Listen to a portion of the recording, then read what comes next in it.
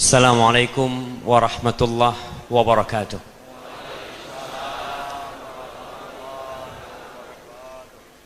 Alhamdulillah alladzi bi ni'matihi tatimmus shalihat.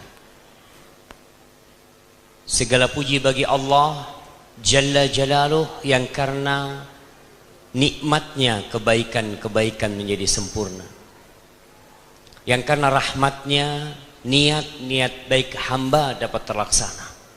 Hanya Allah yang pantas untuk dipuja, hanya Dia yang layak untuk disanjung, karena sejatinya semua kebaikan datangnya dari Allah dan keburukan itu dari kita sendiri. Allahumma lakal hamdu kulluh wa laka syukru kulluh wa ilaika yurja'ul amru kulluh.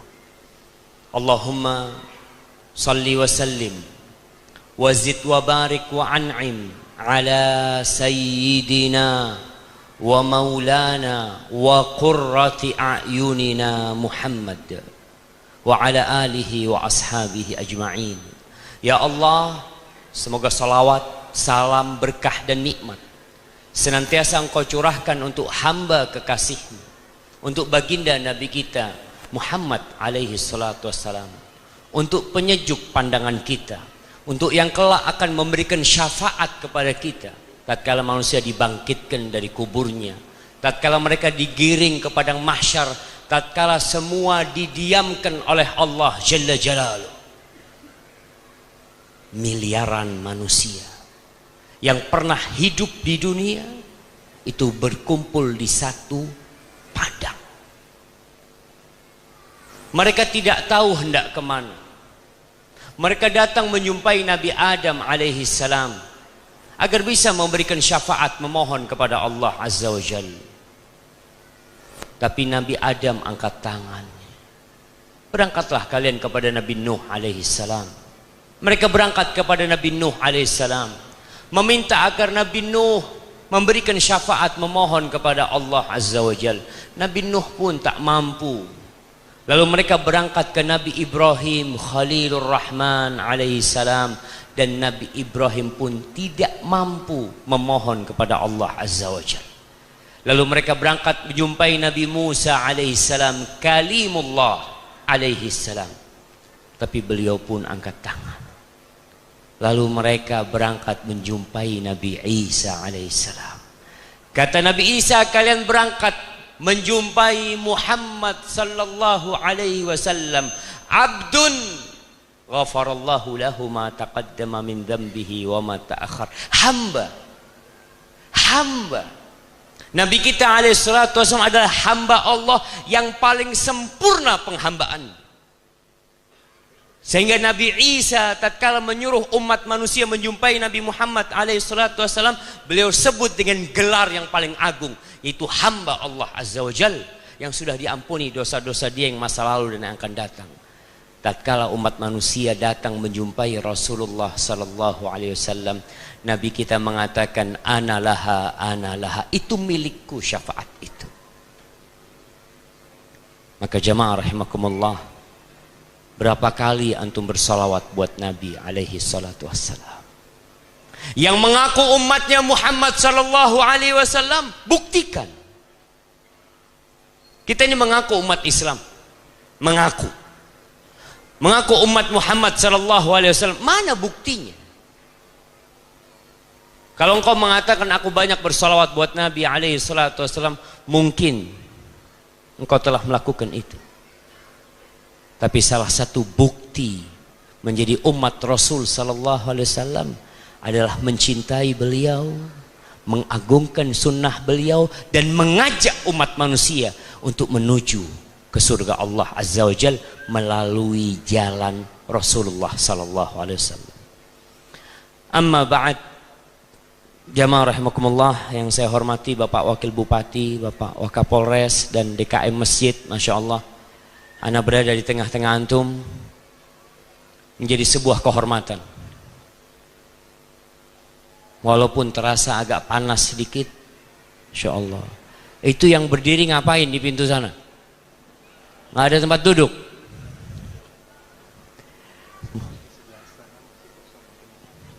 Nah, Yang mau duduk di sebelah kanan masih banyak yang kosong sebenarnya. Yang mau duduk. Lebih besar mana pahalanya yang duduk sama yang berdiri? Yang berdiri telat datangnya antum. Yang duduk duluan. Masya Allah. Mungkin dia lebih capek, tapi yang duduk pun lebih capek juga. Karena dia datang lebih awal ya. Yang ini kan yang terlambat makan dulu habis isya ya. Baru nyampe sini antum. Barakallahu fikum. Tapi ala kulli hal yang mau duduk sebelah kanan masih banyak yang kosong. Tapi kayaknya nggak bisa lewat dalam, harus muter. Taib ahibati fillah. Kita semua sama. Antum yang di bawah dengan yang di atas sini sama, nggak ada bedanya. Apa sebenarnya yang membedakan kita? Kita semua tercipta dari air mani yang hina. Dari tanah yang bercampur dengan air. Rasulullah sallallahu alaihi wasallam ketika haji wada pada tanggal 9 Arafah, 9 Dzulhijjah. Tahun ke-10 Hijriah. Beliau berpidato di padang Arafah mengatakan, "Ala kullukum min Adam wa Adam min turab." Kalian ingat semua, kalian semua ini adalah anak keturunan Adam. Dan Adam tercipta dari tanah. La fadla li Arabin ala a'jami, wala li a'jamin ala Arabi. Orang Arab nggak lebih mulia daripada orang non-Arab.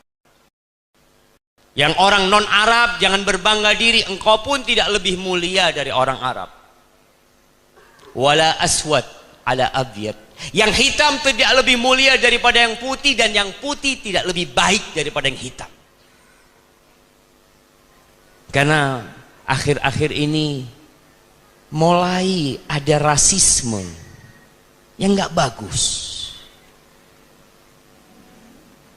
Orang Sumatera jangan merasa lebih baik daripada orang Jawa. Orang Jawa tidak lebih baik daripada orang Papua. Orang Papua tidak lebih baik daripada orang Bugis. Semuanya sama. Ketika antum berjalan, ada hujan yang turun, kemudian ada genangan air yang bercampur dengan tanah menjadi lumpur, kemudian antum menginjak, antum ambil bekas sandal antum. Antum lihat lumpur di sandal antum yang antum colek untuk dikeluarin, itu bahan dasar kita. Sama. Lalu apa yang membedakan? Illa bittaqwa. Inna akramakum indallah atqakum. Yang paling mulia di antara kalian adalah yang paling bertakwa. Bukan yang di atas mimbar lebih mulia daripada yang duduk. Bukan yang menjadi pejabat lebih mulia daripada rakyat. Semuanya sama. Inilah agama kita Islam yang tidak membeda-bedakan. Kita sama-sama manusia yang diperintahkan untuk mengabdi kepada Allah Azza wa Jalla. Tapi kalau kita bicara yang paling mulia, yang paling bertakwa, gimana kita jadi orang yang paling bertakwa? Apa sih tandanya orang baik gitu? Apakah yang penampilannya pakai baju putih itu orang baik? Apakah yang pakai kopiah putih itu lebih baik daripada yang kopiahnya hitam? Apa sebenarnya? Yang kaya lebih baik daripada yang miskin? Enggak juga. Malam ini anak akan membacakan beberapa hadis Nabi alaihi salatu wasalam yang menunjukkan orang yang baik. Sehingga pulang dari kajian ini antum bisa bercermin, anak masuk baik apa enggak sih? Kalau pura-pura baik banyak. Apakah antum pikir semua yang duduk di masjid ini hari ini semuanya orang baik? Wallahu a'lam. Ada yang datang kajian cuma mau melihat handphone yang ketinggalan. Ada yang mencopet, ada. Ada yang mau mencuri, ya. Seharusnya tidak ada, seharusnya. Tapi subhanallah, di majlis Nabi Muhammad SAW, bayangkan. Siapa yang berceramah? Rasulullah SAW. Kepada siapa? Sahabat-sahabat Nabi. Di situ ada Abu Bakar, di situ ada Umar, di situ ada Uthman, di situ ada Ali bin Abi Thalib radhiyallahu taala anhum. Di tengah-tengah mereka di masjid Rasulullah sallallahu alaihi wasallam ada manusia-manusia yang berhak mendapatkan kerak api neraka. Orang-orang munafikin. Masya Allah. Dikasih tahu orang munafik dia rame-rame. Nah, orang-orang munafik itu musang berbulu ayam, serigala berbulu domba, berada di barisan umat Islam, tapi dia sedang ingin menghancurkan umat Islam. Wa idza qila lahum aminu kama amanan nas. Kalau dikatakan kepada orang-orang itu, berimanlah kalian seperti berimannya para sahabat Nabi, apa kata mereka? Anu'minu kama amanas sufaha. Kita disuruh beriman seperti berimannya orang-orang bodoh itu. Allahu Akbar. Mereka menganggap orang yang beriman seperti imannya para sahabat Nabi, yang menjalankan Islam seperti Islamnya Rasulullah SAW, orang bodoh, ketinggalan zaman, kolot. Ala innahum humus sufaha walakin la ya'lamun. Mereka itu orang-orang bodoh kata Allah, tapi mereka tidak sadar. Antum kalau lihat orang munafik, kalau bicara penampilan orang munafik, apa kata Allah? Wa idza ra'aitahum tu'jibuka ajsamuhum wa in yaqulu tasma' liqaulihim. Kalau engkau melihat orang munafik, engkau takjub dengan penampilannya, gagah seperti orang baik. Kalau bicara engkau akan dengar, karena lisannya manis ketika bicara, tapi mereka berada di keraknya api neraka. Na'udzubillah min dzalik. Maka supaya kita tidak menjadi orang yang casingnya baik, menjadi orang yang penampilannya doang yang baik, tapi dalamnya buruk, coba kita lihat sabda-sabda Rasul SAW. Dalam hadis yang diriwayatkan Imam Tabrani dari Abu Hurairah radhiyallahu anhu, Rasulullah sallallahu alaihi wasallam mengatakan, al-mu'min ya'laf wa yu'laf. Orang beriman itu humble, sederhana orangnya, mudah bergaul, nggak kaku. Itu orang yang beriman. Wala khaira fi man la ya'laf wa la yu'laf. Nggak ada baiknya. Ingat, nggak ada baiknya orang yang tidak pandai bergaul, yang kaku dalam pergaulan. Orang yang berteman sama dia nggak lama udah menjauh dari dia. Orangnya kasar kadangkala, suka suudzon sama saudaranya. Lalu Nabi SAW mengatakan, wa khairun nas anfa'uhum linnas. Orang yang paling baik adalah orang yang paling bermanfaat buat orang lain. Ini salah satu standar tanda orang baik. Antum berapa tahun hidup di Indonesia ini? Berapa banyak yang antum berikan kepada negeri ini dari manfaat? Apa kontribusi antum kepada negeri ini? Kita sering tanya, apa yang diberikan negara kepadaku? Antum perlu bertanya, apa yang antum berikan kepada negeri ini? Ahibati fillah, semua bisa memberikan manfaat kepada negeri ini. Negeri ini milik kita bersama, bukan milik satu orang, bukan milik fulan atau fulan, bukan milik penguasa. Penguasa akan berganti dan terus berganti seperti itu. Bumi ini milik Allah Azza wa Jalla. Jadi kalau mau tanya, orang paling baik adalah orang yang paling bermanfaat buat orang lain. Tapi tatkala dia memberikan manfaat buat orang lain, bukan karena ingin pujian, bukan karena ingin sanjungan, bukan karena Allah Azza wa Jalla. Banyak kita kembali pura-pura memberi manfaat kepada orang lain. Kenapa? Karena sedang ada kamera yang merekam dia. Ahibati fillah, ada orang-orang dulu yang memberikan manfaat ke penduduk desa, tapi penduduk desa nggak tahu sama tuh orang. Ada yang tahu-tahu jalan di kampung di aspal. Orang berpikir pemerintah yang aspal, padahal ada satu orang baik. Ada janda-janda yang tiap akhir bulan dia lihat di depan rumahnya ada duit yang dimasukkan, nggak tahu siapa yang kirim itu, tapi Allah tahu. Radhiyallahu anhum, Rasulullah sallallahu alaihi wasallam ditanya, kita ini perlu belajar ilmu agama. Ada orang yang sepanjang hidupnya sama dia, Ustadz ini halal apa haram? Nggak pernah. Ustadz ini sunnah apa wajib? Nggak pernah. Yang dia tanyakan bagaimana bekerja dan menghasilkan keuntungan yang paling banyak. Dunia dan dunia yang ada apa? Kita sibuk dengan dunia. 70, 80 mati ditinggal. Siapakah manusia yang paling dicintai Allah Azza wa Jalla? Yang punya Indonesia ini? Bukan. Yang punya bumi ini. Langit yang 7 lapis, mentari yang terbit dari barat, tenggelam di timur, itu milik Allah. Gimana kalau Allah cinta sama antum? Ini sahabat yang dia tanya, siapakah manusia yang paling dicintai Allah Azza wa Jalla? Wa ahabbul a'mal ilallah, apakah amalan yang paling dicintai Allah? Kata Nabi alaihi salatu wassalam, ahabbun nas ilallah anfa'uhum linnas. Orang yang paling dicintai Allah adalah yang paling banyak memberikan manfaat kepada orang lain. Ada manfaat dunia, ada manfaat akhirat.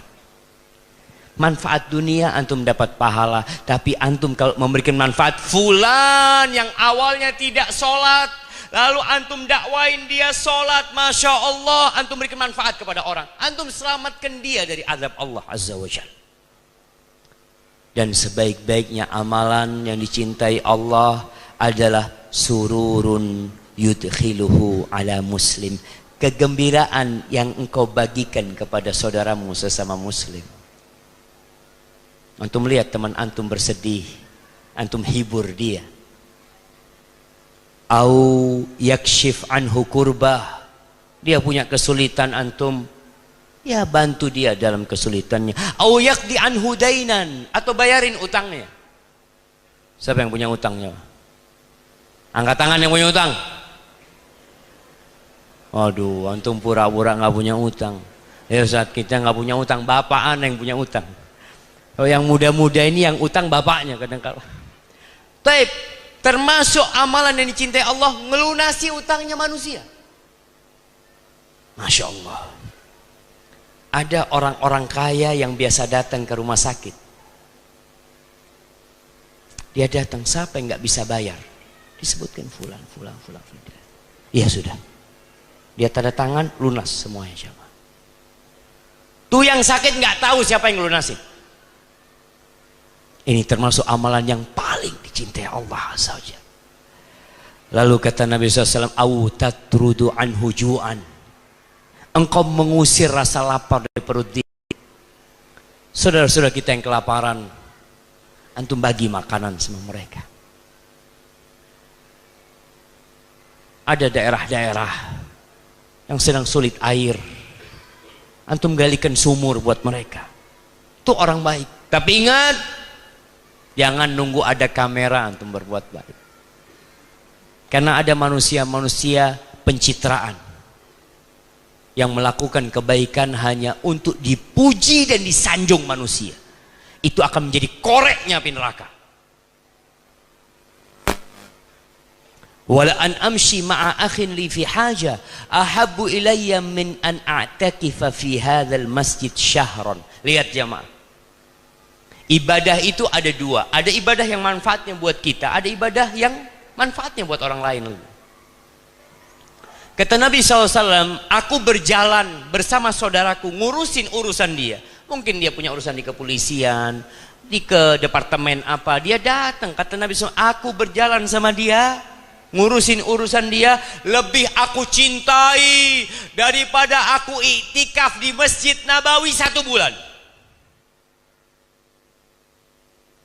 Supaya antum tahu Islam itu bukan hanya sholat di masjid, membantu urusan saudara kita yang kesulitan, itu lebih baik daripada antum iktikaf 1 bulan bukan di masjid sini, di Masjid Nabawi yang kita tahu pahala sholat di Masjid Nabawi. Ahibati fillah, jadi orang yang paling baik adalah orang yang paling bermanfaat buat orang lain. Banyak yang nggak bisa duduk, antum maju sedikit, kemudian 1 orang bisa duduk, Masya Allah, antum kasih manfaat buat 2 orang, dan ini dicintai oleh Allah Jalla Jalaluh. Baik, tanda baik yang kedua, dalam hadis riwayat Bukhari Muslim, kata Nabi SAW, khairun nas ahsanuhum qada'an. Orang yang paling baik adalah yang paling baik kalau bayar hutang. Jadi kalau antum mau lihat orang baik atau tidak, lihat dia kalau punya utang tepat waktu tidak bayarnya. Bahkan jamaah, cara mengetahui teman baik atau tidak dari uang. Kalau antum punya teman yang nggak suka sama dia, antum nggak suka sama dia, antum utangin duit dia, insya Allah dia nggak ketemu antum lagi. Dia berusaha menghindar karena takut ditagih hutang.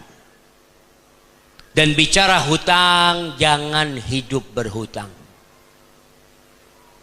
Hutang itu hammun billail wa dhullun bin nahar. Orang punya utang itu gundah, galau hidupnya di malam hari. Pagi hari terasa hina. Sebagian orang punya mobil bagus, punya motor bagus, utang. Nggak malu antum. Apalagi kalau utangnya ada ribanya, dilaknat lagi sama Allah Azza wa Jalla. Karena banyak orang-orang yang demi gengsinya dia berhutang. Beli motor, bawa motor, Masya Allah, harga 20 juta. Antum bayar berapa? 3 juta. Bawa motor 15 juta. Terus sisanya utang. Antum enak naik motor bukan milik sendiri. Bangga dengan apa yang tidak antum miliki. Memalukan jamaah. Antum beli motor 3 juta, dapat motor 3 juta jamaah. Dapat enggak? Dapatlah 3 juta. Mungkin pakai bensin campur. Campur dorong kadang-kadang campur. Tapi dapat. Antum Masya Allah naik motor 3 juta, itu nggak takut dicuri maling. Antum parkir, kontaknya masih nempel, antum tenang. Bahagia antum jamaah. Dan itu milik antum sendiri. Milik antum sendiri. Antum tidak berhutang. Rasulullah SAW berlindung dari hutang. Beliau mengatakan, Allahumma inni a'udzubika minal ma'thami wal maghram. Ya Allah, aku berlindung kepadamu dari dosa dan hutang. Antum pikir hutang itu tidak berdosa? Enggak, awalnya enggak berdosa, tapi mengantarkan kepada dosa. Bagaimana hutang mengantarkan ke dosa? Siapa yang tahu? Ya. Yang pertama bohong. Bohong gimana? Contohlah, antum gimana waktu itu bohongnya? Nah, gimana bohongnya? Contoh. Punya alasan, ibu saya sakit, ini itu, ibunya dijual. Padahal ibunya sudah mati. Ada cuma, betul. Masya Allah, kasih hadiahnya jemaah. Kirim ke belakang. Hutang itu mengantarkan kepada janji, dan janjinya palsu. Ngomong insya Allah anda bayar utang pekan depan, insya Allah ada fulus, padahal nggak ada fulus dia. Tapi kalau dia nggak ngomong gitu, nggak diutangin, dia berbohong. Dan orang yang menunda-nunda pembayaran hutang itu orang buruk. Jadi nggak usah antum kalau ini yang akhwat yang perempuan mau cari pasangan hidup, mau tahu akhlak calon suaminya itu, lihat di hutang. Kalau suami yang suka berhutang, jangan mau dapat suami kayak gitu. Kalau lihat, tanya di kantor, kenal sama Fulan? Iya, Fulan ini Masya Allah, dia punya utang sama ana 2 tahun gak bayar-bayar. Jangan. Jadi ukuran tanda orang baik, sebelum waktunya dia sudah ngelunasin. Dan Masya Allah ditambahin lagi. Riba itu kalau ada akad, utang 1 juta bayar 1.100.000, itu riba. Tapi kalau antum nggak ada akad, Masya Allah, antum punya utang sama anak 1 juta, antum bayar, Ustaz, alhamdulillah anak punya rezeki, anak bayar 10 juta Ustaz, alhamdulillah, jazakallah khair. Antum besok utang lagi, anak kasih lagi ya. Jadi sejatinya orang yang paling baik adalah yang paling baik dalam penelunasan hutangnya. Dan kita lihat di negeri kita jamaah, Allahu Akbar, kenapa banyak orang tidak mau menghutangi? Karena banyak kejadian-kejadian orang-orang yang tidak bayar utang. Baik, dalam urusan muamalat yang paling baik melunasi hutang dialah orang yang paling baik. Baik, yang ketiga, tanda orang baik. Kata Nabi sallallahu alaihi wasallam dalam hadis yang diriwayatkan oleh Tahawi dan Al-Hakim, beliau mengatakan, khairukum man at'amat ta'am. Kata Nabi SAW, orang terbaik yang diantara kalian adalah yang suka berbagi makanan, suka mentraktir temennya. Masya Allah, kalau lagi masak di rumah dibagiin tetangga-tetangganya, itu orang baik. Kenapa? Kalau antum sholat, manfaatnya siapa yang merasakan? Antum sendiri. Karena ada di antara kita yang rajin sholat ke masjid, Masya Allah, azan ke masjid, tapi nggak pernah berbagi dengan tetangganya. Ada yang tiap tahun berangkat umroh, bahkan setahun 2 kali berangkat umroh, tapi tidak pernah berbagi makanan dengan tetangganya. Banyak. Maka tolong antum tunjukkan keindahan Islam ini. Buktikan kepada mereka bahwa Islam itu datang rahmatan lil alamin. Antum punya rezeki, uang dari safar, belilah apa yang bisa dibagi. Rumah yang paling murah apa di sini jamaah? Kerupuk. Bagikan ke tetangga. Wallahi jamaah, hadiah itu menumbuh. Makanya kita nih kadang kala dianggap jahat atau sesat karena kita kurang baik sama tetangga. Dulu ada pernyataan dari salah satu anggota kepolisian yang mengatakan, hati-hati, tanda-tanda teroris ini rumahnya ngontrak terus tertutup. Antum yang rumahnya ngontrak, hati-hati. Antum perlu baik sama tetangga. Tetangga mau masuk rumah, fadol. Antum punya rezeki, makan bareng ke rumah, Masya Allah. Dan ketika antum berbagi makanan, nih ada satu kondisi di negeri kita yang juga membuat kita ya prihatin. Undakan pernikahan, walimah, biasanya yang diundang tuh orang kaya. Kalau pejabat yang punya acara pernikahan, yang diundang sesama pejabat. Bahkan yang datang harus pakai sepatu. Apa kata Nabi sallallahu alaihi wasallam? Ana izin minum dulu jamaah.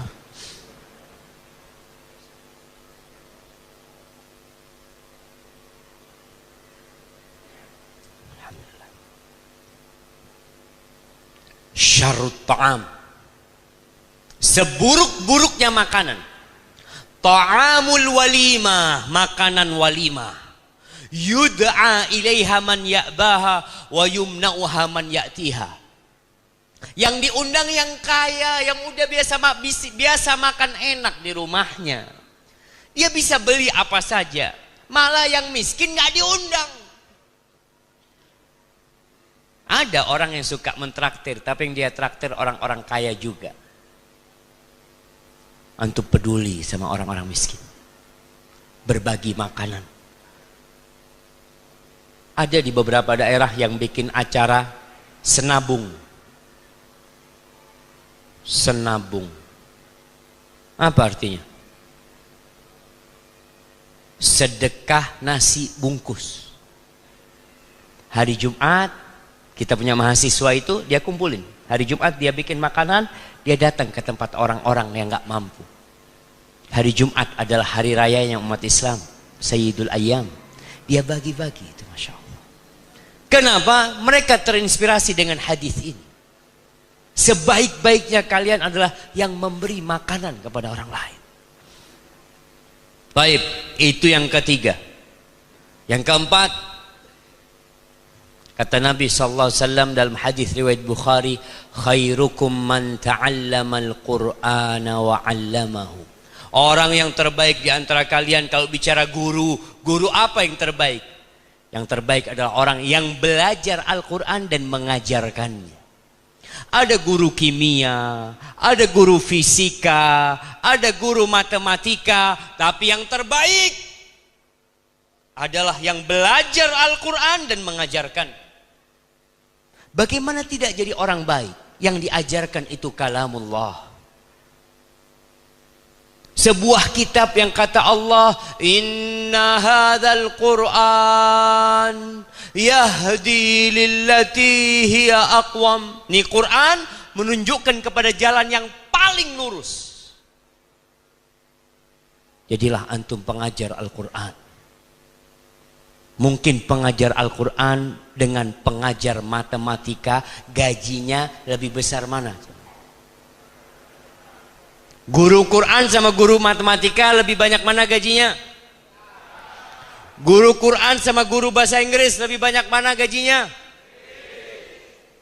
Kita meremehkan Al-Quran yang kelak akan datang memberikan syafaat kepada kita, yang kelak akan menerangi kuburan kita. Antum tuh ke kuburan gak bawa matematika, gak bawa bahasa Inggris. Boleh belajar yang lainnya, tapi jangan tinggalkan Al-Quranul Karim. Nih buat orang-orang yang panggil guru Quran ke rumahnya, privat, Masya Allah, guru Quran ke rumahnya. Gaji berapa? Jamaah, di Linggau ini kalau guru Quran privat ke rumah, berapa digaji bisa? Berapa? 300. Betul 300. Gimana?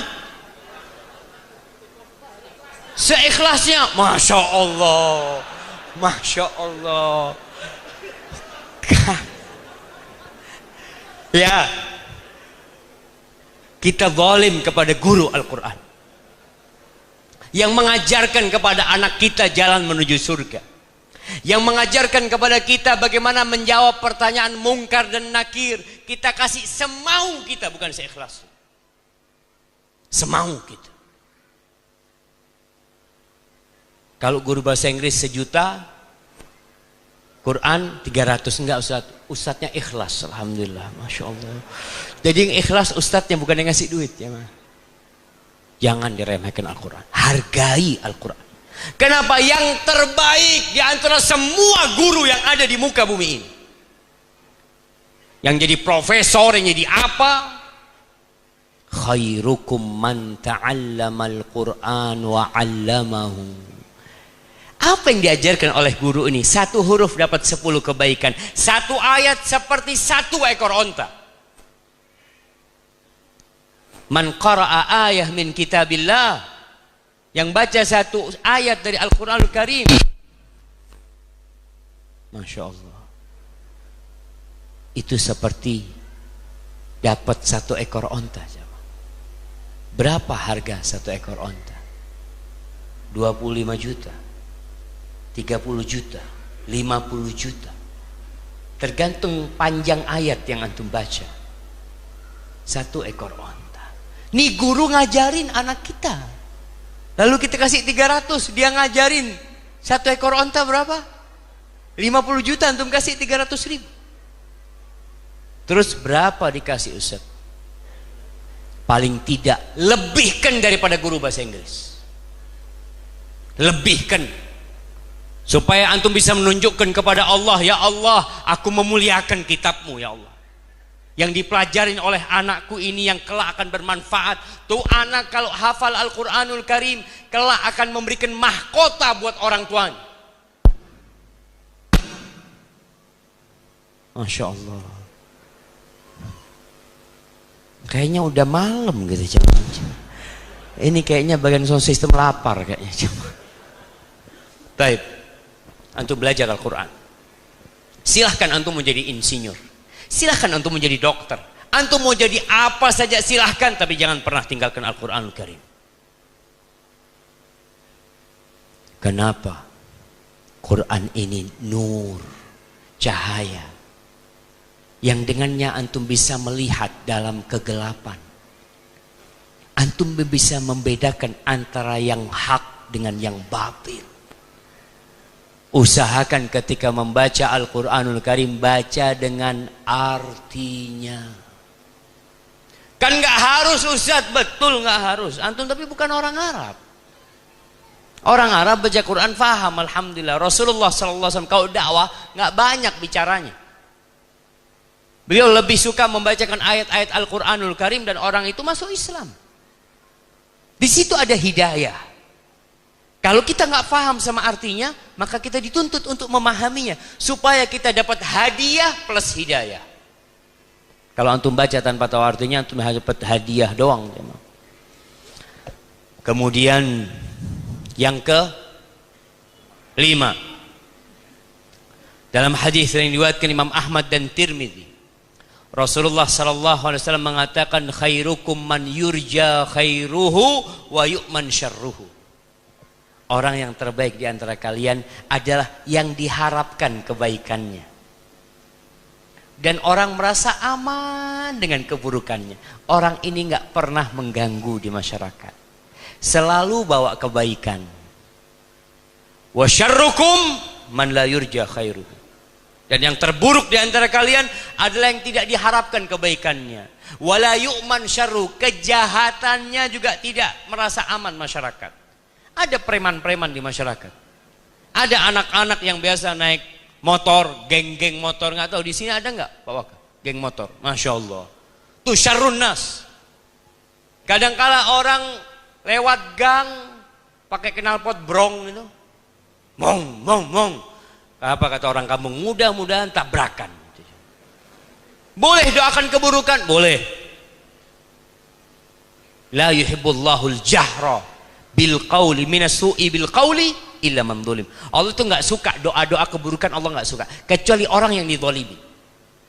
Kalau antum merasa dizalimin, mereka mengganggu anak akhirnya yang tidur jadi bangun, orang enggak bisa menikmatin malam hari mereka gara-gara knalpot, mereka orang-orang yang zalim. Maka orang yang terbaik adalah orang yang masya Allah diharapkan kebaikannya. Kalau datang ke kampung jadi tenang tuh kampung. Dia tidak pernah mengganggu tetangganya, tidak pernah mengganggu sohibnya, selalu membawa kebaikan. Jadi kalau mau tahu tanda orang baik itu, kalau di kantor, kantor jadi indah. Maka Anda mohon kepada setiap muslim untuk menjadi lentera di tempat tinggal dia. Untuk menjadi lentera di kantor dia. Ketika dia ada di kantor, orang kantor jadi senang. Kenapa? Masya Allah orang ini mengingatkan kepada kebaikan. Temennya nggak sholat, pas azan dikatakan, mas udah azan, bang udah azan bang, masya Allah. Pulang dari masjid dia bawa tahu goreng dibagi-bagi ke teman-temannya, masya Allah. Ini orang selalu diharapkan kehadirannya. Kalau dia gaib, absen, mereka sedih. Jadilah orang yang seperti itu. Antum melihat ada teman-teman antum yang seperti ini. Kemudian yang ke-6. Karena udah malam jemaah, kita harus lebih cepat-cepat lagi jemaah. Dalam hadis riwayat Bukhari Muslim, Rasulullah sallallahu alaihi wasallam mengatakan, khiyarukum fil jahiliyah, khiyarukum fil Islam idza faqihu. Orang yang terbaik pada masa jahiliyah adalah orang yang terbaik pada masa Islam kalau mereka faqihu, ngerti agama. Kita lihat di masyarakat, ada orang-orang yang ditokohkan di masyarakat, baca Quran nggak bisa. Dianggap baik, dianggap public figure, Rasul SAW mengatakan orang yang terbaik di masa jahiliyah, oke, dia ketika jahiliyah dia terhormat, ketika masuk Islam dia tetap terhormat, dengan catatan dia memahami agama. Kenapa? Agama ini modal hidup di dunia dan hidup di akhirat. Maka kalau mau jadi orang baik, antum belajar agama. Dalam hadis lain Rasulullah sallallahu alaihi wasallam mengatakan, "Man yuridillahu bihi khairan yufaqihu fiddin." Barang siapa yang Allah menginginkan kebaikan buat orang itu, Allah bikin orang itu yufaqihu fiddin, belajar agama, ngerti agama. Tidak semua harus di pesantren, tidak semua harus jadi ustadz, tapi semua harus belajar agama.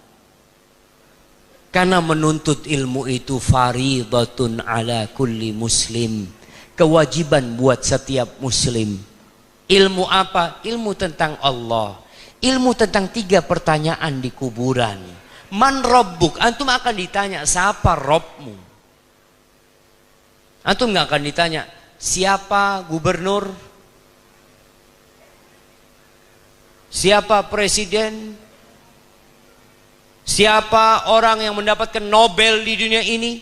Antum akan ditanya 3 pertanyaan. Man rabbuk? Siapa Rabbmu? Man nabiyuk? Siapa nabimu? Dan madinuk? Apa agamamu? Sekali lagi, kita tidak sedang meremehkan ilmu umum. Karena orang itu nggak usah dimotivasi cari ilmu umum, dia cari. Karena untuk kerja, karena untuk makan. Antum lihat orang-orang yang kuliah, buat apa sebenarnya dia kuliah? Untuk cari kerjaan, untuk dapat ijazah kemudian ngelamar kerja. Sedangkan ilmu agama dipelajari bukan untuk itu. Bahkan kalau antum belajar agama untuk cari dunia, antum tidak akan mencium bau surga.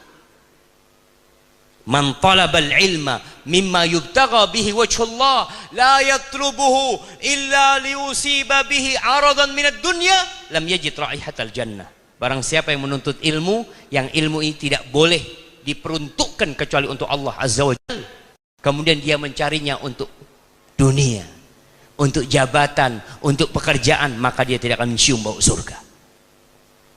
Jadi kalau bicara ilmu umum, silahkan belajar. Orang tidak dimotivasi, mereka termotivasi. Tapi agama, sebagian bahkan beranggapan agama ini opium, menganggap agama ini yang membuat orang itu jadi mabuk. Na'udzubillah min dzalik. Sekali lagi, tidak semua harus jadi ustadz, tapi antum harus belajar agama. Kita lihat sekolah-sekolah kita, oke, kalau sekolah negeri, SD, SMP, SMA, kita hanya dapat 2 jam pelajaran agama. Padahal kita ingin membangun karakter. Padahal kita ingin seimbang dunia dan akhirat. Jargon itu selalu disampaikan. Seimbang dunia akhirat. Di mana akhirat hanya 2 jam? Iya, antum tidak perlu menyalahkan sekolah. Nggak perlu. Kita tidak perlu cari kambing hitam. Kalau nggak dapat di kelas, cari di tempat lain. Cari di masjid. Cari ustadz, belajar sama ustadz untuk menjadi orang terbaik. Tapi di pandangan masyarakat tidak.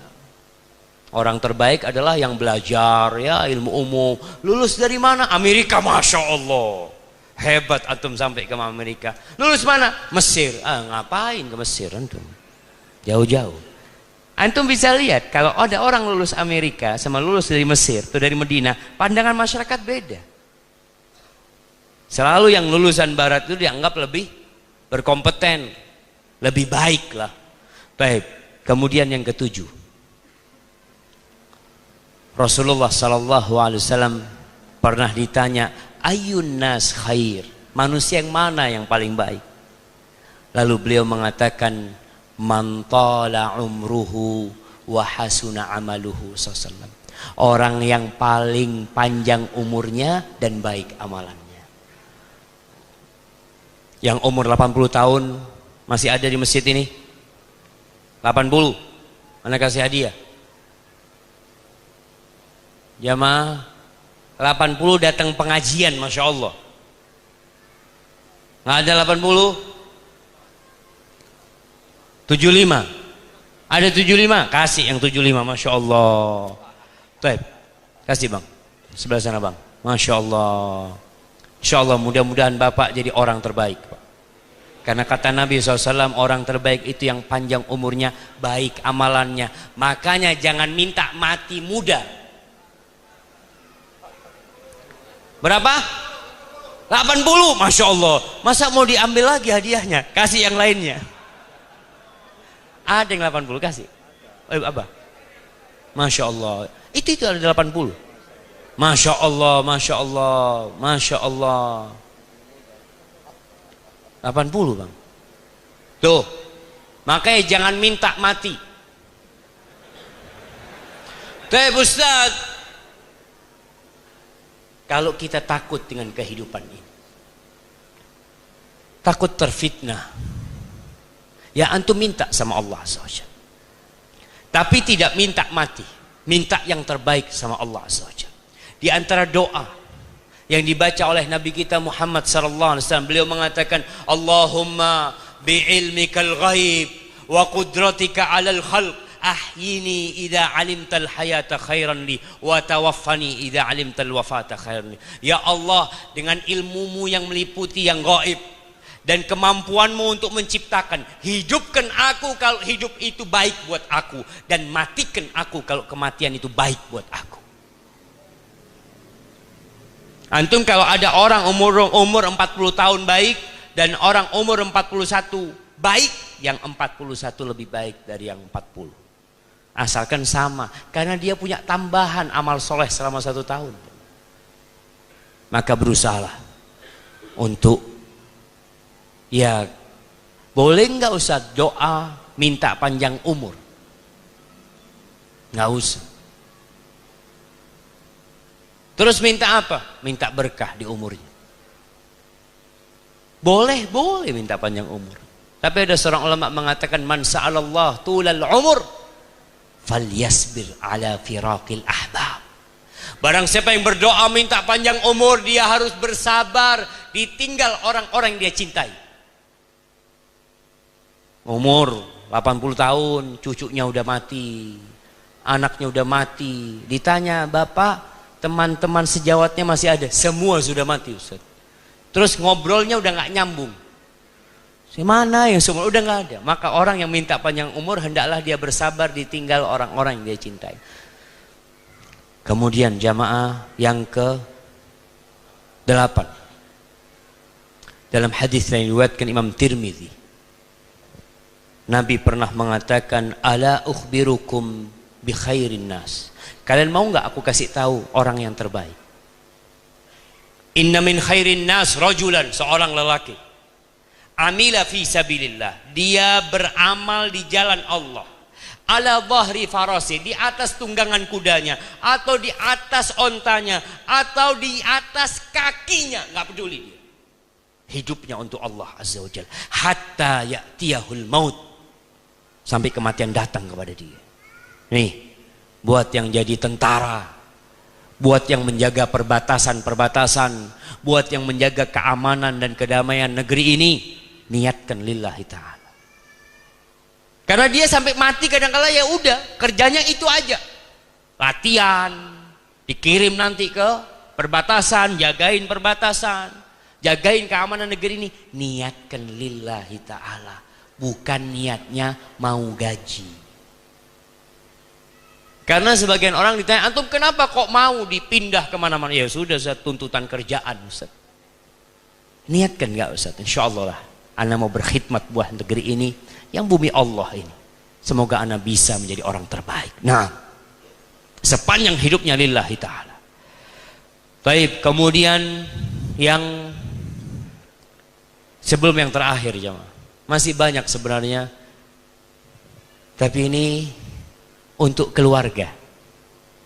Kata Nabi sallallahu alaihi wasallam, khairukum khairukum li ahli. Orang yang terbaik di antara kalian adalah yang paling baik sama keluarganya. Khairukum li nisaihi, yang paling baik sama istri-istrinya. Haibati fillah, Kalau jadi orang baik di depan mimbar, di depan sini, itu mudah. Ana bisa menjaga karakter ana selama 2-3 jam, antum tidak akan tahu karakter asli ana. Bisa. Orang bisa bertopeng di luar rumahnya, tapi dalam rumah nggak bisa. Makanya kalau mau tanya orang itu baik atau tidak, tanya sama istrinya. Makanya Anda dulu sudah usulkan waktu sama Kapolres yang di Lubuk Linggau dulu, Anda usulkan dulu ada namanya SKKB, Surat Keterangan Kelakuan Baik. Itu seharusnya ada tanda tangan istri di sana. Polisi ini tahu apa sama orang itu? Nggak ada catatan kriminal, udah dikasih. Padahal dia membolimin istrinya, suka marah-marah sama istrinya. Ibu-ibu setuju nggak? Jadi mulai ke depan, surat keterangan kelakuan baik harus ada tanda tangan istri. Karena dia yang tahu antum ini baik atau tidak. Kalau di luar pura-pura baik kebanyakan kita. Itu kata Nabi SAW. Yang terbaik di antara kalian yang paling baik sama bininya, sama keluarganya. Baik. Siapa wanita yang paling baik? Kalau itu laki-laki, kata Nabi SAW, khairu nisaikum al-walud, al-wadud, al-muwasiyah, al-muwatiyah idza taqainallah. Sebaik-baiknya perempuan-perempuan kalian, istri-istri kalian adalah yang subur, banyak anaknya.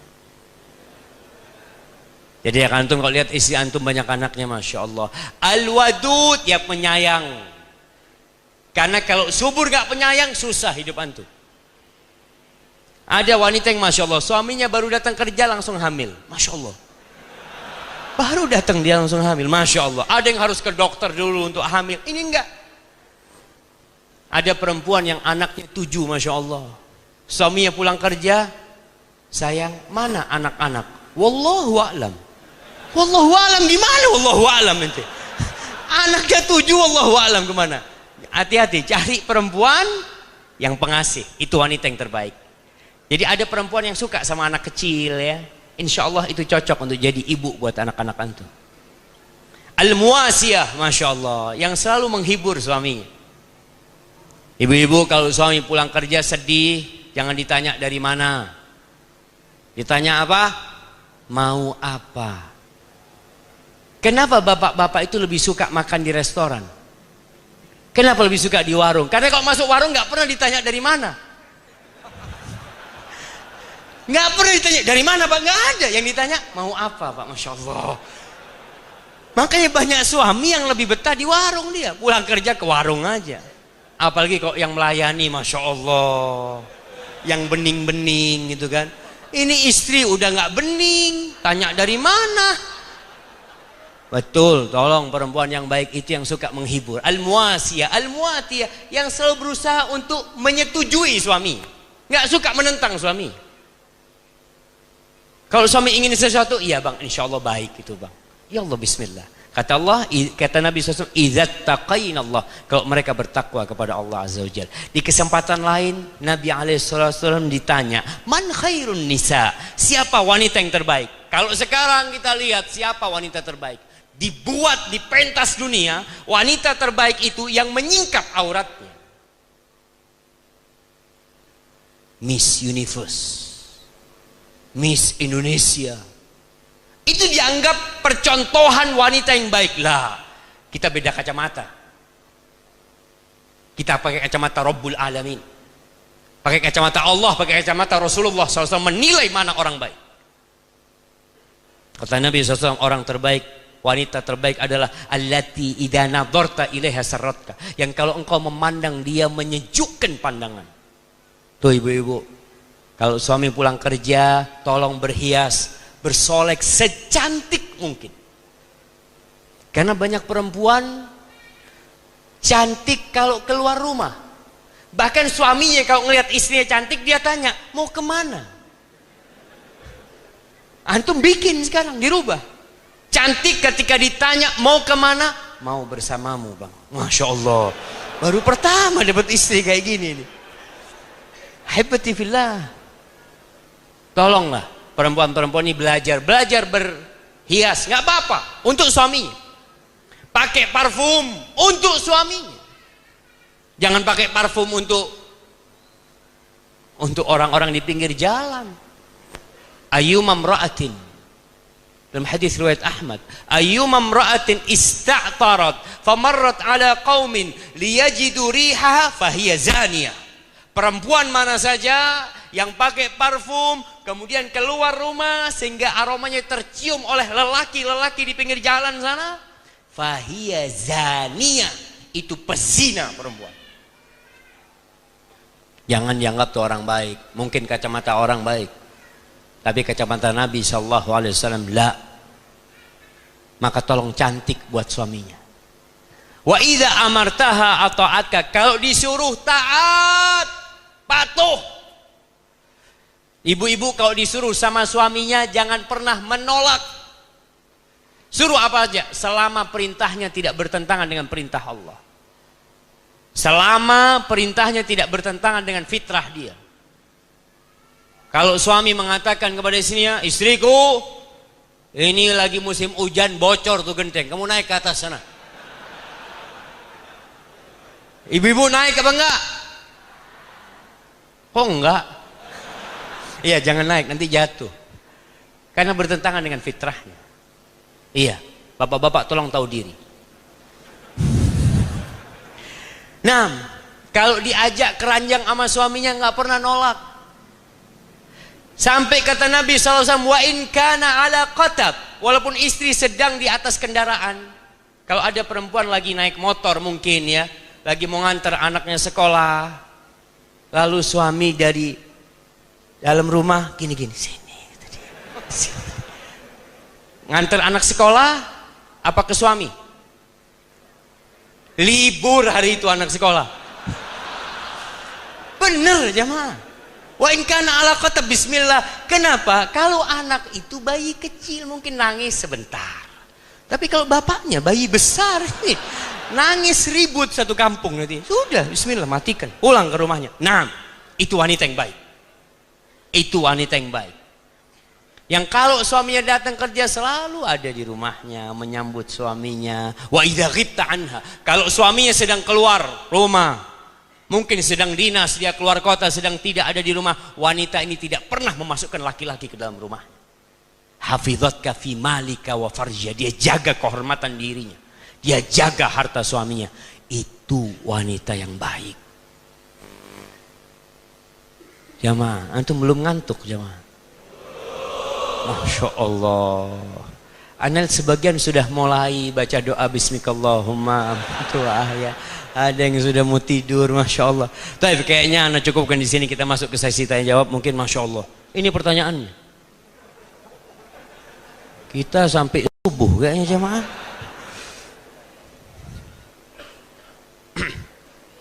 Masya Allah. Assalamualaikum Ustaz. Waalaikumsalam Ustaz. Saat ini ana sedang melakukan proses ta'aruf dengan seorang akhwat. Kami sudah menukar CV masing-masing dan sudah setuju untuk ke tahapan berikutnya. Dalam waktu dekat berencana untuk bertemu murabbi si akhwat. Tapi ana saat ini terkendala biaya pernikahan. Karena uang yang anda punya sekarang masih jauh dari kata cukup. Bagaimana solusinya? Ya jangan kawin dulu antum. Gak cukup, astagfirullah. Apakah harus terus maju atau mundur? Takut pihak akhwat tidak bisa terima kondisi saya. Taib ahibati fillah. Rasulullah sallallahu alaihi wasallam mengatakan, ya ma'syarasy syabab, man istata'a minkumul ba'a falyatazawwaj. Wahai kaula muda, siapa yang memiliki kemampuan di antara kalian segera menikah, punya kemampuan. Kemampuan apa? Yang pertama cukup duitnya buat nikah. Kalau nggak cukup ya mau gimana antum? Puasa. Tapi begini, buat yang ta'aruf, buat yang mau menikah, tukar menukar CV itu hanya memberikan informasi 55%. 45% antum harus cari sendiri dari pihak lain. Kalau cuma ketemu dia ngobrol ya udah, sama dengan CV itu nggak berubah. Tapi antum perlu tanya sama sohibnya, sama temannya, bagaimana sebenarnya fulanah ini. Begitu pula yang akhwat tanya, bagaimana fulan ini. Kalau perlu antum bayar orang untuk menyelidikin, nggak apa-apa. Antum datang ke kepolisian, ada intel, tolong selidikin. Ada mungkin bisa bantu yang mau nikah. Iya, antum bayar, nggak ada masalah jamaah. Supaya jelas-jelas antum itu menikahin seorang yang sesuai kriterianya.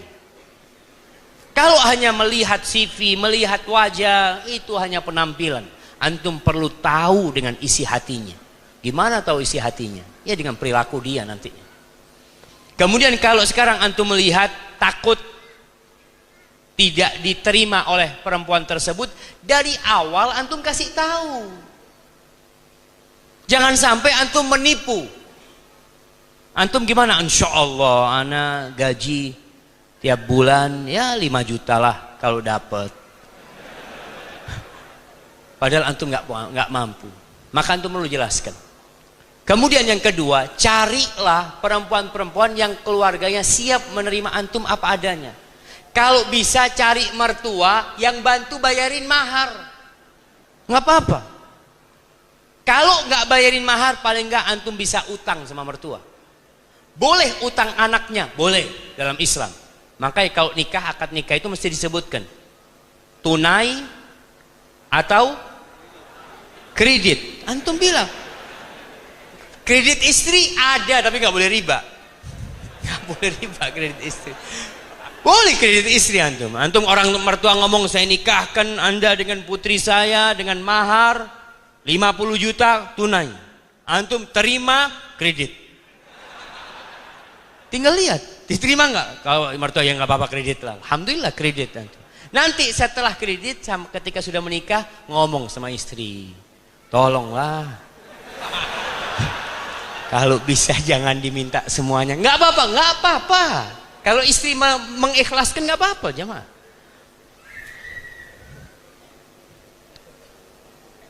Assalamualaikum Ustaz. Waalaikumsalam. Ana pernah dengar katanya kita tidak menagih hutang ikut berdosa.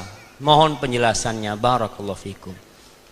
Berkaitan dengan hutang ini jamaah, Allah itu telah menetapkan dalam Al-Quranul Karim di surah Al-Baqarah, di ayat terpanjang dalam Al-Quran, untuk menuliskan hutang piutang. Jadi kalau bicara notaris, dari zaman Nabi Muhammad itu sudah ada profesi notaris. Allah mengatakan, ya ayyuhalladzina amanu idza tadayantum bidainin ila ajalin musamma faktubu. Kalau kalian berhutang yang ada tempo waktunya, tulis. Suruh tulis. Ada saksinya. Kenapa? Karena orang kadang-kala lupa.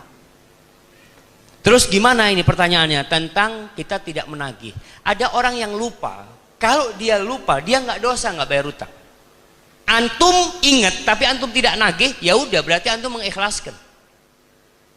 Karena kita sudah berdoa memohon kepada Allah, Rabbana la tu'akhizna in nasina au akhtana. Ya Allah, jangan engkau beri sanksi kepada kami kalau kami lupa ya Allah. Antum yang ingat wajib mengingatkan. Kalau antum tidak mengingatkan, ya udah dia nggak bayar hutang sama antum. Seperti itu masalah. Tapi kalau antum memang sudah nggak mau menagih, ya udah biarin, ikhlaskan aja. Biasanya kita itu malu memang. Tapi kalau ada catatannya enak kita. Mas katanya mau bayar tanggal sekian. Ini catatannya. Kalau antum melihat orang-orang yang takut dia nggak lunasin utang, antum minta jaminan sama dia. Boleh. Tapi jaminan bukan untuk dipakai. Nggak tahu di sini. Di beberapa daerah itu ada orang yang menggadaikan sawahnya. Sawahnya digarap oleh yang punya uang. Itu riba. Itu sawah cuma jaminan. Kalau nggak bisa bayar utang, baru sawahnya dijual, bukan digarap. Maka tolong kita perlu belajar fikih tentang utang piutang ini. Barakallahu fikum. Ustadz, ibu saya sedang sakit, tetapi menyempatkan datang kajian. Doakan ibu saya semoga dapat hidayah sunnah bagaimana cara berbakti kepada ortu dengan baik. Ustaz, Masya Allah nih jamaah. Alhamdulillah nih buat anak-anak yang belajar agama. Tolonglah antum jadi orang terbaik di dalam rumah antum.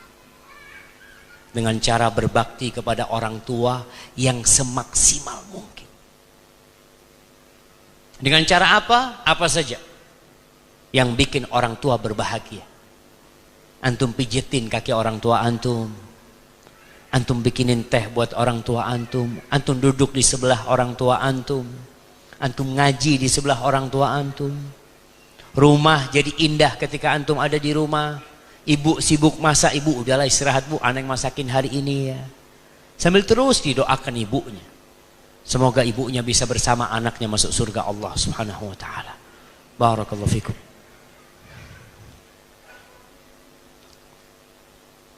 Ustaz, saya sering dengar ceramah tentang kasih sayang Rasulullah sallallahu alaihi wasallam kepada umatnya. Dan diri ini mengaku umat Nabi Muhammad sallallahu alaihi wasallam. Tapi Ustaz, sedikit sekali hati ini berselawat untuk Nabi alaihi salatu wasallam. Bagaimana Ustaz cara atau amalan apa agar di hati ini timbul benar-benar cinta kepada Rasulullah sallallahu alaihi wasallam? Jamaah rahimakumullah, tak kenal maka tak sayang. Itu poinnya. Kalau antum kenal dengan Rasul sallallahu alaihi wasallam, antum akan seperti sahabat-sahabat Nabi. Bukan mereka mengorbankan waktunya untuk Nabi, bukan hartanya, jiwa dan raganya mereka korban. Bagaimana Abu Bakar Siddiq radhiyallahu taala anhu? Bagaimana Umar bin Khattab, Uthman bin Affan, Ali bin Abi Thalib, Ubay bin Ka'ab. Mereka kenal. Pernah suatu hari Umar bin Khattab mengatakan, "Ya Rasulullah, innaka ahabbu ilayya min kulli syai' illa min nafsi." Wahai Rasulullah, alaika salatu wassalam, ya Rasulullah, engkau lebih aku cintai dari segala sesuatu kecuali dari diriku sendiri. Ini kata Umar. Apa kata Nabi SAW? La ya Umar, nggak boleh kayak gitu. Sampai aku lebih engkau cintai daripada dirimu sendiri. Umar lalu sadar, iya ya Rasulullah, sekarang kau lebih aku cintai dari segala sesuatu, bahkan dari diriku sendiri. Nabi itu yang mengajarkan kepada kita jalan menuju surga, yang menyelamatkan kita dari api neraka, yang beliau berkorban segala yang beliau miliki. Beliau sempat terluka, kakinya dilemparin batu, sampai patah gigi beliau. Untuk siapa? Untuk kita. Lalu antum tidak cinta kepada Rasulullah SAW. Maka baca sejarah Nabi. Kapan? Setiap hari. Sisihkan waktu antum. Ada buku namanya Ar-Rahiqul Makhtum. Ada buku Fiqhus Sirah Nabawiyah punya Profesor Dr. Zaid bin Abdul Karim Az-Zaid. Itu bagus. Karena sebagian kita baca sejarah nggak bisa ngambil faedah. Antum baca itu, penulis sudah membantu antum untuk mendapatkan faedah. Kemudian dengan banyak-banyak sholawat kepada Nabi. Karena ketika antum sering menyebut nama Nabi SAW, akan tumbuh cinta di diri antum. Kata Nabi SAW, Al-Bakhil, man dzukirtu indahu falam yusalli alayya. Orang yang pelit adalah orang yang diriku disebutkan di sisinya, kemudian dia tidak bersalawat kepada aku. Maka jangan sampai antum pelit hanya dengan salawat kepada Nabi SAW. Barakallahu fikum. Ustaz, ana sudah 7 tahun menikah tapi belum mempunyai anak. Apakah hal ini dikarenakan pada awal sebelum menikah dimulai dengan pacaran? Apakah itu merupakan penyebabnya? Ahibati fillah, dosa itu membawa naas dalam kehidupan ini. Antum mungkin pernah berbuat dosa 40 tahun yang lalu, dosa itu ada dalam catatan malaikat. Kecuali antum bertaubat kepada Allah Azza wa Jalla. Allah mengatakan, "Laisa bi amanikum wala amani ahlil kitab, man ya'mal su'an yujza bihi." Ingat, yang berbuat dosa pasti dibalas. Maka Kalau antum dikatakan apa ini karena pacaran, mungkin dulu pegang-pegang sebelum halal, jalan-jalan sebelum, wallahu a'lam. Apakah itu hanya itu dosa antum? Nggak tahu. Atau memang antum belum dikasih anak sama Allah Azza wa Jal, karena antum belum dipercaya untuk menjadi bapak yang baik dan ibu yang baik. Atau memang Allah ingin antum berdoa, berdoa dan berdoa seperti Nabi Zakaria yang tidak pernah berhenti berdoa meminta anak dan mengatakan walam akun bidu'aika rabbi syaqiyya. Aku nggak pernah merasa sengsara ya Allah dengan berdoa memohon kepadamu. Itu Nabi Zakaria sampai tua renta. Antum baru 7 tahun, Nabi Zakaria 50 tahun lebih, 60 tahun lebih berdoa dan tidak pernah sengsara. Makanya jangan pernah suudzon sama Allah. Oh kayaknya ana memang nggak dikasih anak, jangan. Antum berbaik sangka sama Allah. Insya Allah Allah kasih anak sama ana. Insya Allah Allah kasih anak sama ana. Terus berdoa dan jangan berhenti. Barakallahu fikum. Masya Allah, ana mau minum dulu ini Pak. Karena lihat udah panas ini jemaah.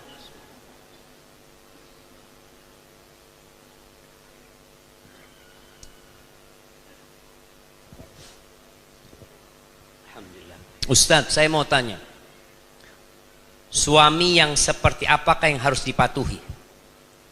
Apakah dia suami yang suka menyakiti fisik istrinya masih harus dipatuhi? Buat para istri, suamimu itu surgamu atau nerakamu? Jazakallah khair. Ketika suami melakukan kejahatan, maka tugas seorang istri ini sudah kejahatan. Kalau menyakitin fisik itu sudah kejahatan. Bahkan bisa dilaporkan kepada pihak yang berwajib. Itu sudah KDRT. Tapi ada istri yang masih sayang dengan rumah tangganya. Dia ingin pertahankan rumah tangganya. Maka perbaiki. Bagaimana cara memperbaiki suami? Jazakallah khair. Makasih banyak. Bagaimana cara memperbaiki suami? Masya Allah, suami ini manusia yang tercipta dari tanah. Yang tanah ini sebenarnya mudah untuk dibentuk. Tanah liat itu. Antum mau bikin panci jadi panci. Mau bikin dia tempat penggorengan jadi tempat penggorengan. Mau dibikin bata jadi bata. Mau dibikin lubang angin jadi lubang angin. Artinya dia mempunyai tabiat yang bisa dirubah. Bagaimana caranya istri menghadapi suami yang suka menyakitin fisiknya ini? Anti tahu kenapa dia menyakitin fisik anti. Kalau ternyata memang dia orang yang berpenyakit, suka nyakitin istrinya tanpa sebab, ya anti gugat cerai. Kenapa harus dipertahankan? Rumah tangga itu untuk mendapatkan sakinah, mawaddah dan rahmah. Kalau tiap hari berantem tanpa sebab, maka nanti lebih baik mundur. Tapi kalau ada sebabnya, Ustaz, sebabnya remeh Ustaz. Apa sebabnya remeh? Ya kadangkala bajunya belum disetrika. Berarti anti tahu sebabnya. Terus solusinya? Solusinya mudah, anti setrika bajunya. Sebabnya dia marah kadangkala Ustaz karena kopinya habis. Ada yang seperti itu. Padahal Anda sedang ngerawat anak Ustaz. Anda gak sempat ngeliat kopi dia. Dia udah teriak-teriak, marah-marah, mukul Anda. Gara-gara kopi, Masya Allah. Mulai besok beli termos. Suami teriak, kopi, kopi. Nanti datang, ini bang, Masya Allah. Gak jadi marah dia, langsung dia tuang. Kopi udah siap. Artinya apa yang membuat suami marah bikin dia nggak marah. Perempuan ini memiliki kekuatan yang tidak dimiliki oleh yang lainnya. Dia bisa menundukkan suami. Apalagi dia sudah bertahun-tahun tahu sama suaminya. Asalkan suaminya sholat 5 waktu, dia orang yang baik, cuma dia punya tadi Ustaz perilaku yang nggak baiklah di beberapa hal.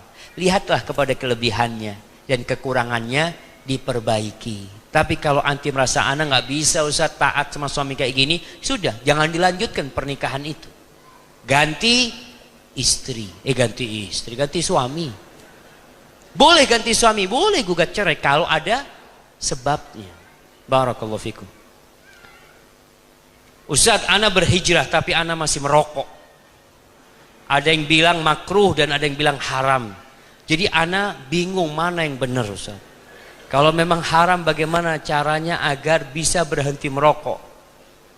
Allahu Akbar. Kalau bicara rokok ini jemaah, penyakit rokok ini. Dulu tulisan-tulisan iklan rokok itu selalu di bawah ditulis apa? Rokok membunuhmu. Makanya anak katakan pemerintah kita itu hampir mengharamkan rokok. Hampir mengharamkan rokok. Karena sejatinya bunuh diri itu dilarang dalam hukum pemerintahan kita. Kalau sudah tahu rokok membunuh, kok masih dijual? Karena ada yang beli. Semua sepakat bahayanya rokok. Kita jangan bicara orang Islam, orang-orang kafir sana, yang mereka tidak beragama. Sebagai mereka nggak tahu ada Tuhan, ateis. Dokter-dokter itu mengatakan rokok ini berbahaya. Antum tahu di Singapura berapa harga rokok? Di Singapura tuh harga rokok kalau nggak salah 170.000. Harga rokok yang dijual di Indonesia, yang harga 20.000 di sini 30.000. Kemudian orang yang merokok di tempat umum sekarang mulai dilarang, nggak boleh ngerokok di bus, nggak boleh ngerokok di kereta, di pesawat, sampai dikasih gambar tuh. Pesawat ini bebas asap rokok. Kenapa? Karena nggak bermanfaat, ganggu orang rokok itu. Kemudian sekarang mulai polisi sudah ada larangan merokok sambil berkendaraan. Iya kan? Mulai. Artinya memang ini harus dihilangkan jemaah. Rumah sakit paru-paru itu tempatnya para perokok, tapi iklannya rokok gagah-gagah untuk jemaah. Antum lihat kalau iklan rokok, petinju, pegulat, loncat dari gunung, bohong semuanya itu hoax itu. Makanya iklan rokok, anak tanya sama teman, kenapa propaganda iklan itu kok mesti bohong, kata dia. Kata dia, ya memang boleh Ustaz. Antum pernah beli mie instan yang ada ayamnya? Pernah beli? Antum kalau ngelihat ikannya mie instan, pakai ayam, telur, masya Allah. Antum beli nggak ada apa-apanya. Cuma kayak gini. Nah, artinya ada unsur menipu. Maka kalau bicara rokok, sudahlah tinggalkan. Nggak ada gunanya. Dalam Islam itu ada sebuah kaidah. Karena ada orang yang marah ketika dikatakan rokok haram. Memang tadi sebagian ulama mengharamkan dan lebih condong kepada yang mengharamkan. Sebagian mengatakan makruh. Dan antum lihat, sebagian mengatakan, Ustaz, tolong tunjukkan dalam Al-Quranul Karim mana ayat tentang rokok. Waduh, susah ini kalau dapat orang pinter kayak gini. Tolong tunjukkan di Al-Quran kalau beras itu halal. Mana ada beras dalam Al-Quran? Tunjukkan. Nggak ada beras dalam Al-Quran Karim. Sebagaimana tidak ada rokok dalam Al-Quran Karim. Karena Rasul SAW tidak pernah makan beras selama hidupnya. Nggak ada beras di Madinah, nggak ada beras di Mekah, tapi Islam datang untuk alam semesta ini. Ada kaidah-kaidah umum yang disebutkan dalam Al-Quran Al-Karim. Nabi datang, yuhillu lahumut thayyibat wa yuharrimu alaihimul khaba'is, menghalalkan yang baik-baik, baik halal, dan mengharamkan yang buruk-buruk. Sampai dikatakan yang buruk itu adalah yang membahayakan. Semua yang membahayakan itu haram.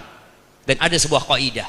Sabda Nabi SAW, la darara wa la dirar. Tidak boleh kita membahayakan diri sendiri dan kita tidak boleh membahayakan orang lain. Gak boleh. Rokok itu membahayakan diri sendiri apa tidak? Membahayakan. Membahayakan orang lain tidak? Membahayakan. Makanya kalau ada orang mengatakan rokok tapi Ustaz masih ada manfaatnya. Oh iya. Adakah bapak yang habis makan ngerokok sama anaknya, sama istrinya, anaknya dikasih ini baik ini, cos, anak bagus, coba. Anaknya suruh, nggak ada, bapak jangan ngerokok. Bapaknya ngomong sama anaknya jangan ngerokok. Ngomong sama istrinya jangan ngerokok. Lalu dia ngerokok, lalu mengatakan makruh. Loh, kalau makruh kenapa anaknya nggak diajak ngerokok? Engkau tahu bahaya ini. Maka tolonglah, yang masih mengatakan makruh, belajar lagi tentang rokok, manfaat dan bahayanya. Nah, barakallahu fikum. Masya Allah. Ustaz, bagaimana cara menghadapi orang yang selalu bilang kita lebay, berlebihan sok alim dalam beragama? Iya, sabar. Antum menghadapi orang yang melakukan tindakan buruk sama antum, dibully, dicaci, dimaki, Rasulullah SAW sudah lebih dahsyat dibully. Bukan hanya verbal, sampai kepada fisik beliau disakiti oleh kaumnya. Apa sih yang dikerjakan Nabi Muhammad SAW? Beliau adalah makhluk yang paling indah yang pernah ada di muka bumi ini. Apa kata kaumnya? Kahin, majnun. Bayangkan, bukan dikatakan soalim. Orang-orang kafir mengatakan, ya ayyuhalladzi nuzzila alaihi dzikru innaka lamajnun. Hei, orang yang diturunkan kepadanya Al-Quran, kamu benar-benar orang gila. Itu kata orang-orang musyrikin kepada Nabi kita alaihi salatu wassalam. Antum baru dikatakan lebay aja sudah bingung. Beliau dikatakan kahin, dukun, sahir, penyihir. Itu konsekuensi orang kalau jadi baik dan mengajak orang lain untuk baik. Begini jemaah, kalau antum baik di diri antum sendiri, nggak ada yang benci sama antum. Orang suka sama antum.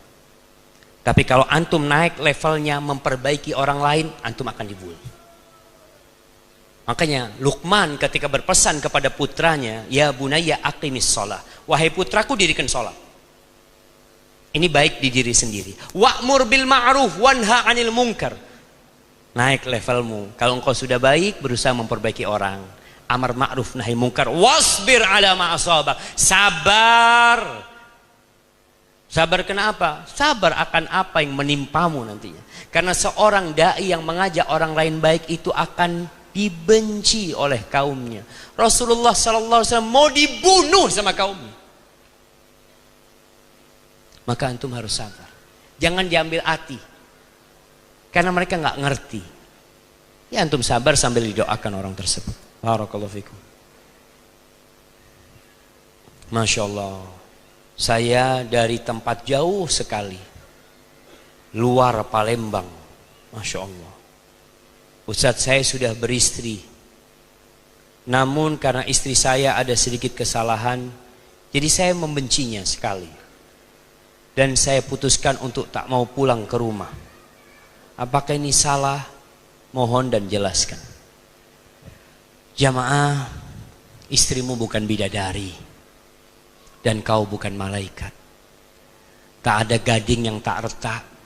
Semua melakukan kesalahan. Apabila seorang istri melakukan kesalahan, ada perilaku dia yang tidak engkau sukai, engkau perbaiki. Dan hendaklah kita melihat kepada kelebihannya, bukan kepada kekurangannya. Rasulullah sallallahu alaihi wasallam mengatakan, la yafraq mu'minun mu'minah. Nggak boleh suami yang beriman membenci, memusuhi istrinya yang beriman. Nggak boleh. Terus gimana? In kariha minha khuluqan radiya minha akhar. Kalau ada perilaku istri yang tidak dia disukai, coba lihat kepada perilaku yang lain yang dia sukain. Buktinya engkau meminang dia, engkau menikah sama dia, pasti ada kebaikan di diri dia. Dan Allah mengatakan kepada para suami, wa ashiruhunna bil ma'ruf.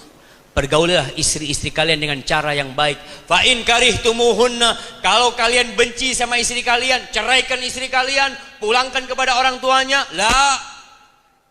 Kata Allah, fa'asa an takrahu syai'an wa yaj'alallahu fihi khairan katsira. Bisa jadi yang kalian benci, di balik itu Allah jadikan kebaikan yang banyak.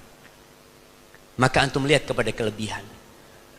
Suami dalam rangka memperbaiki istri itu ada 3 tahapan. Yang pertama, memberikan nasihat dengan cara yang baik. Ingat, kalau ngasih nasihat dengan cinta, bungkus nasihat itu dengan cinta. Katakan kepada istrimu, "De, aku tuh sayang sama kamu." Sehingga hatinya terbuka. Tapi kalau suami sudah ngasih nasihat istri, "Sini, aku itu benci sama kamu." Kira-kira istrinya mau dengerin? Bang, emangnya aku gak benci? Sama kita benci. Hanya gara-gara anak bertahan. Karena kalau seperti itu, maka jangan dengan benci. Nasihati dengan cinta. Aku tuh sayang sama kamu. aku minta jangan lakukan inilah. Minta sama istrinya. Baik, nggak bisa. Udah kasih nasihat. Yang kedua, boikot ranjang. Jangan digaulin istri. Tetap di rumah, jangan digaulin. Supaya istrinya tahu antum serius. Tapi ada laki-laki yang kasih nasihat istrinya, malam hari kumpul lagi sama istrinya. Jangan. Antum tinggalkan dulu. Berapa hari supaya istri tahu kalau antum tidak main-main dalam memberikan nasihat. Setelah itu lihat apa yang bisa dilakukan. Kalau memang tidak berubah, memang Allah mengatakan wadribuhunna, pukul istri-istri kalian. Kata Allah Azza wa Jalla, kalau bermanfaat, tapi mukul yang tidak boleh melukain, tidak boleh memamarkan, tidak boleh mematahkan tulang. Antum mungkin ambil pena, pukul di telapak tangan istrinya.